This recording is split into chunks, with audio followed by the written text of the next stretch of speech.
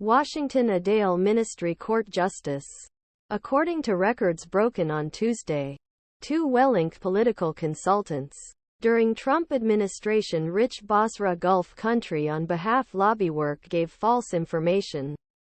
The charging documents filed in the federal court in Washington claim that Barry P.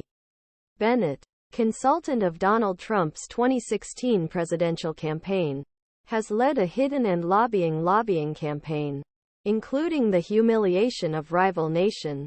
The country where business was done is not named documents. But in 2017, Bennett's company paid $2.1 million for lobbying works and matched with definition of Qatar, which was previously defined Ministry of Justice subpoena, he called records. Federal prosecutors presented two penalties against Bennett in charging document known as information, which was typically filed with only one defendant's consent, and usually the parties have reached a decision. He said he would be rejected after complying with prosecution agreement.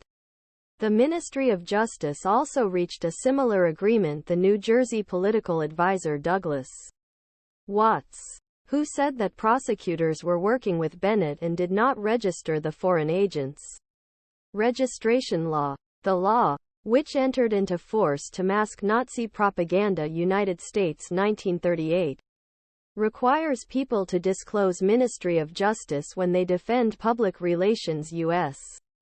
lobbying or realize public relations U.S. on behalf of a foreign government or political being.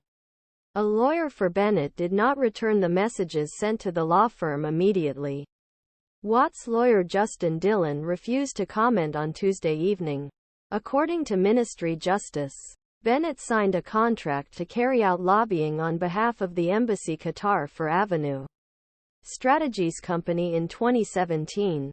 However, as part of this strategy, prosecutors said that he was running another company called Yemen Crisis Watch, which runs a public relations campaign to humiliate one of Qatar's anonymous competitors. Both Saudi Arabia and the United Arab Emirates dealt with military operations in Yemen. He contributed to crisis and developed Qatar's stance with the U.S. government.